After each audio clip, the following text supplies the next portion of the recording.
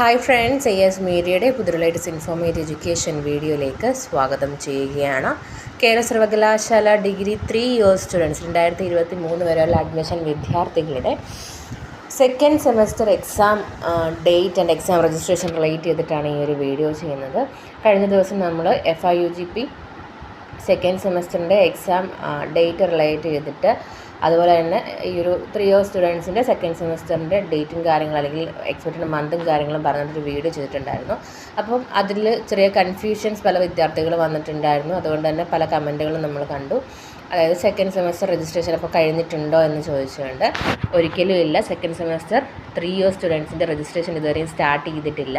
Notifications ഒന്നും വന്നിട്ടില്ല. But May ലാസ്റ്റോടുകൂടി നമുക്കത് ഹോപ്പ് ചെയ്യാം. എക്സാംസും കാര്യങ്ങളൊക്കെ തന്നെ നിലവിൽ FIUGP second semester exam May 12 മുതൽ സ്റ്റാർട്ട് ചെയ്യുമെന്നുള്ളത് അൺഒഫീഷ്യലി വന്നിട്ടുള്ള റിപ്പോർട്ടാണ്. ഒഫീഷ്യലി അവരുടെ ടൈം ടേബിൾസും കാര്യങ്ങളൊന്നും വന്നിട്ടില്ല.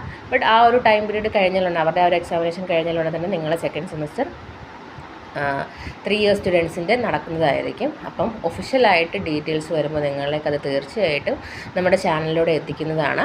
നിലവിൽ ഇതുവരെയും ഡിഗ്രി 3 ഇയേഴ്സ് സ്റ്റുഡൻസിൻ്റെ സെക്കൻഡ് സെമസ്റ്റർ രജിസ്ട്രേഷൻ സ്റ്റാർട്ട് ചെയ്തിട്ടില്ല. ബട്ട് അധികം വൈകാണ്ട് തന്നെ സ്റ്റാർട്ട് ചെയ്യുന്നതായിരിക്കും.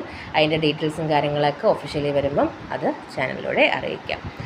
ഓക്കെ, അപ്പം കൂടുതൽ ഇൻഫോർമേഷൻ അറിഞ്ഞതിന് വേണ്ടി സബ്സ്ക്രൈബ് ചെയ്യാൻ മറക്കരുത്. അടുപ്പം ബെൽ ഐക്കൺ കൂടി എനേബിൾ ചെയ്തിടുക. ആൻഡ് കമൻറ്റിൽ ഓരോ കമൻറ്റുകൾ ഇഷ്ടംപോലെ ഈ ഒരു എക്സാം രജിസ്ട്രേഷൻ റിലേറ്റ് ചെയ്തിട്ട് വരുന്നുണ്ട്. അപ്പോൾ അതിനെല്ലാം തന്നെ നമുക്ക് റിപ്ലൈ തരാനായിട്ട് ബുദ്ധിമുട്ടുള്ളത് കൊണ്ടാണ് നമ്മൾ വീഡിയോ ആയിട്ട് ചെയ്തത്.